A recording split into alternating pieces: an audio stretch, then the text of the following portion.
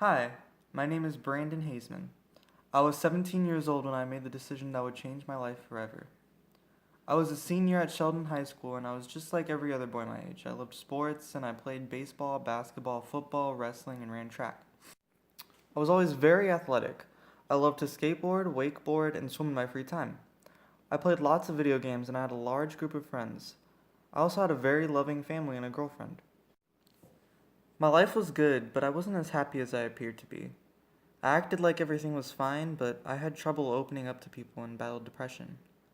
I couldn't see all the great things in my life, and I never felt good enough. I never told anyone about my problems or tried to get help, and suddenly it all became too overwhelming and I couldn't take it anymore. All the thoughts that I'd been trying to hide for so long piled up, and I couldn't stop it. It all happened so fast that I didn't even stop to think about what I was doing. I just felt so alone, and I couldn't see any other way out. I just wanted to end the pain, so I decided to take my own life. 911, what's your emergency?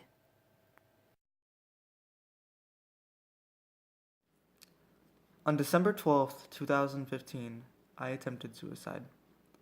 I drank an industrial cleaning substance that slowly ate its way through my digestive system. The poison damaged all of my internal organs. I was not supposed to live longer than 5 minutes after drinking the chemical, yet somehow I did. I had 8 major surgeries. They gave me a tracheotomy and feeding tube, so I was able to breathe and get the nutrients I needed to survive. I spent 5 months in the hospital, with more to come.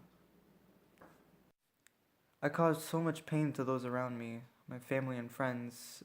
I never realized how much this would affect them. I look back on my old life and realize how much I took for granted. I would give anything to take it back, and suicide was the worst possible decision I could have made. I hope to help others from making the same mistake that I made. Listen to me. Hello, I'm Austin Smith. I'm a very, very close friend of Brandon Haseman. We've known each other for about 6 years now, and we've had our ups and downs along the journey, but ultimately I would call him my best friend. How did you first hear that Brandon had attempted suicide? I believe it was a couple weeks after the attempt. His parents told me about it in a Facebook message, and that following night we came by to visit him at the hospital. We went to go see him while we were waiting in the waiting room. We got a basic description of what happened, and that's when I saw him. I couldn't help but cry about it because, he was my best friend. It's not something I would ever thought would occur to him out of all people. And it was really upsetting. So you never saw signs before this happened? No, not at all. Brandon's one of those people who's just, he fits in with the crowd. Everybody likes him. He's cool and he's funny and he's just, outgoing. I just didn't think he, would do something like that. He meant a lot to people. He was a big family person, a big friend person, and just to see him go through something like that was upsetting to everyone. What would you say to someone who's contemplating suicide? First off, don't. It's not something you can choose just for yourself. I mean, you have such an effect on the people around you that it's heartbreaking, You have a lot more friends and family than you realize, and that you're not alone. Hello, my name is Jim Looper. The kids know me as Mr. Looper. I've been teaching at Sheldon now for the past 20 years. I teach ag science everywhere from teaching the freshmen the introduction to agriculture classes and seniors ag economics. I got to know Brandon well last year as he entered my ag economics class on the first day of school. How did Brandon act during class and around friends? Brandon was just a normal student. He was a normal young man, happy-go-lucky kid, kind of a jolly kid, goofy kid.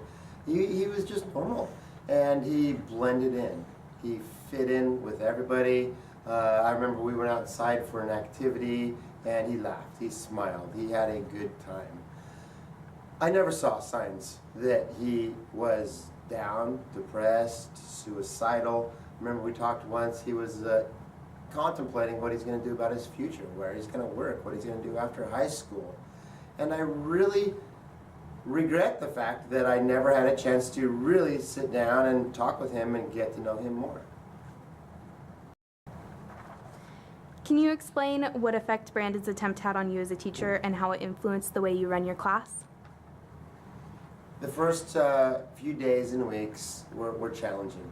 We were going into the end of the term, Christmas break was coming up, the end of the class was coming up, and it was a very, very sombering feeling. I was down, and I couldn't really talk about it, didn't really know how to express anything. I'd thought about it often. There was an empty seat in the class, but it really got significantly worse over summer break, or Christmas break, excuse me.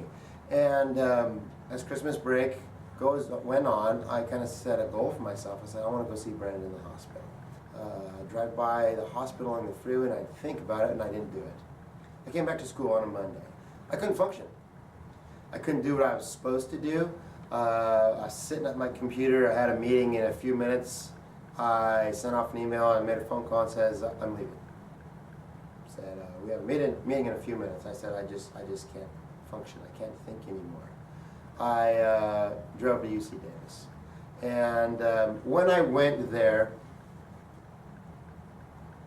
I had plans to be there for 3 minutes.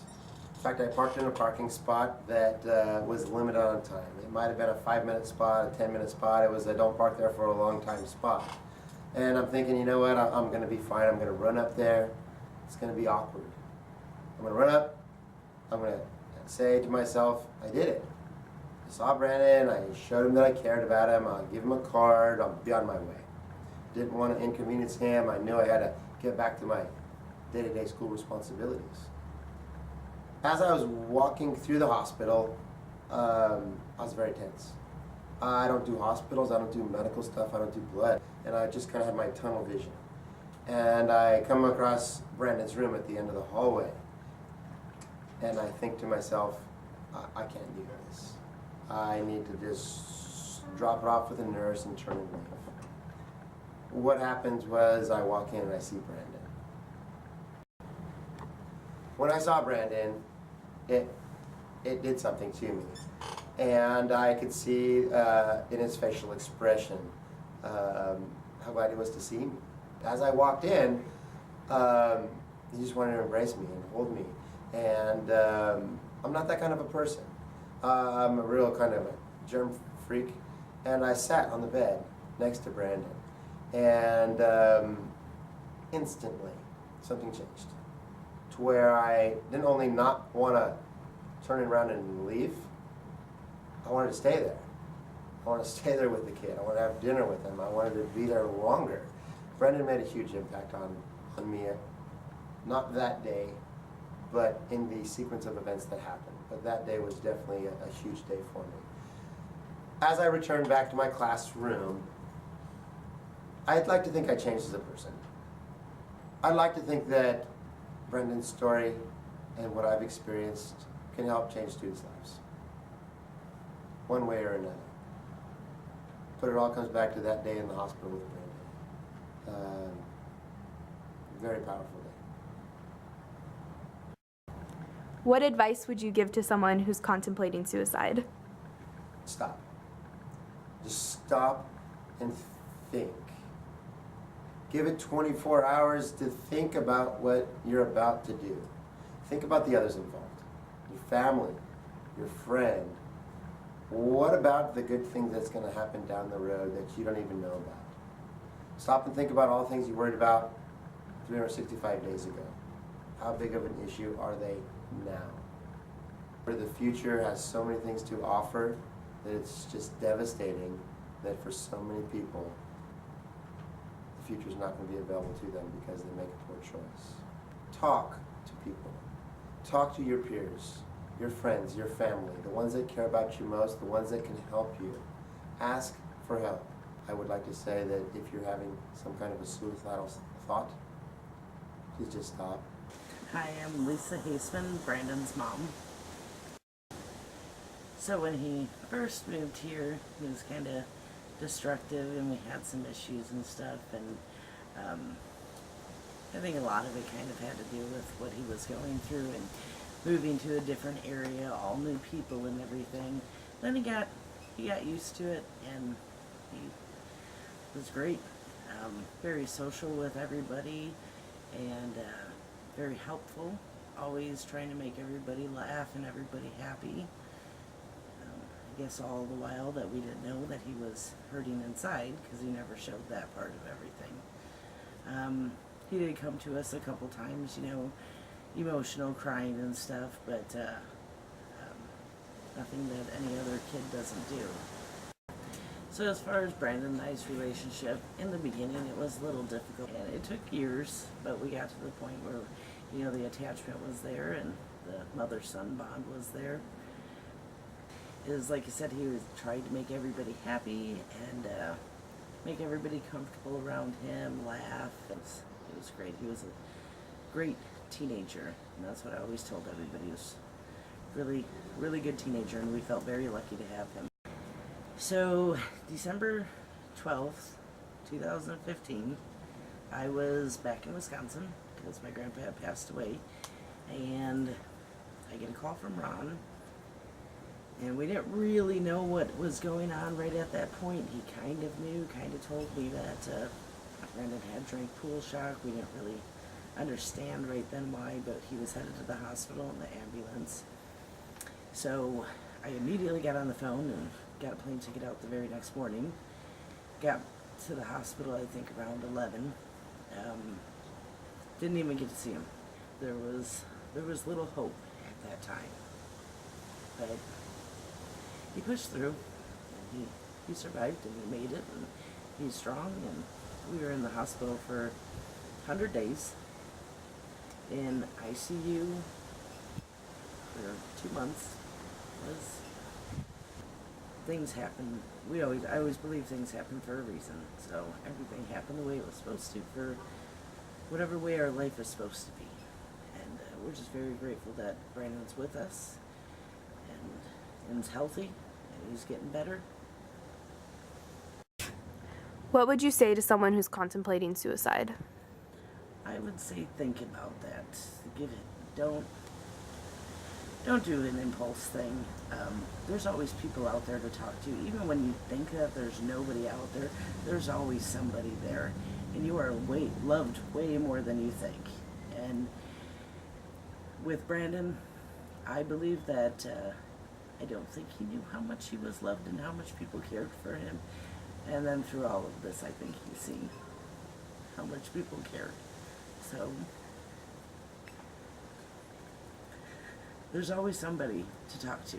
You don't need to take matters into your own hands like that. Everything always gets better.